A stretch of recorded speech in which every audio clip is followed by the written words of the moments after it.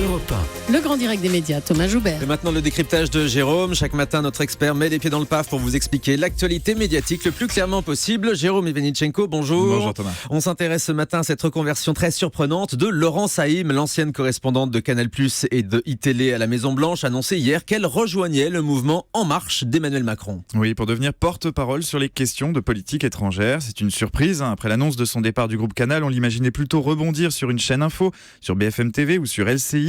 Il n'en sera rien. Laurence Saïm change de camp en rejoignant l'équipe de campagne d'Emmanuel Macron. Elle passe de l'information à la communication, un choix totalement assumé.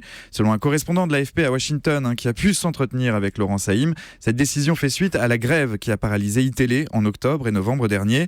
Laurence Saïm s'est dit ébranlée par la crise traversée par sa rédaction. Un épisode affreux même qui a provoqué le besoin chez elle de faire une pause, de passer de l'autre côté. Elle n'a pas hésité longtemps. Pour elle, Emmanuel Macron, c'est le French Obama. Il incarne un changement en essayant de briser les codes. C'est elle qui a d'ailleurs sollicité l'ancien ministre de l'économie fin décembre pour lui proposer ses services. Elle qui fut pendant près de 20 ans la correspondante de Canal et d'ITélé à la Maison-Blanche et qui connaît parfaitement les rouages des campagnes électorales.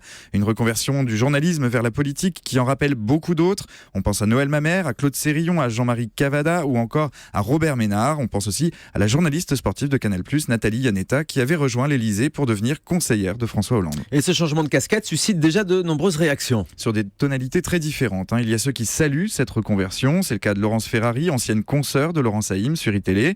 À l'opposé, d'autres personnalités médiatiques ont exprimé leur scepticisme. Pour Jean-Michel Apathy, cet épisode marque une défaite du journalisme. Pour le chroniqueur Guy Carlier, c'est même une déception. Entre les lignes, on sent monter la critique d'une porosité entre les milieux journalistiques et politiques. D'autres observateurs relevaient quant à eux une certaine contradiction dans cette volte-face. Une contradiction avec des déclarations récentes de Laurence Saïm au magazine Society. C'était au mois d'octobre. Elle expliquait qu'aux États-Unis, rien n'était mélangé, que là-bas, les journalistes n'étaient pas amis avec les politiques. Une situation bien différente avec la France. Emmanuel Macron était d'accord d'ailleurs avec cette analyse. À Mediapart, l'ancien ministre de l'économie expliquait qu'il ne voulait pas se complaire dans une connivence entre le monde politique et médiatique, qu'il n'avait pas d'amis journalistes. Visiblement, les temps ont changé. En intégrant Laurence Saïm dans son équipe de campagne, Emmanuel Macron ne veut pas se priver de l'expertise de la journaliste sur les questions internationales. Il fait surtout appel à une personnalité de la société civile qui va devoir apprendre à contrôler un peu sa communication. Sur Twitter, Laurence Saïm est réputée pour ses messages impulsifs, à l'emporte-pièce, dans une orthographe parfois un peu douteuse.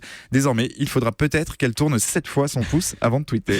L'orthographe, c'est surtout lié à la rapidité des tweets et aux petites erreurs de clavier qu'on peut rencontrer. Merci beaucoup pour ce décryptage, Jérôme Ivenichenko. Décision osée donc de Laurence Saïm qui quitte le journalisme pour rejoindre Emmanuel Macron pour sa campagne électorale.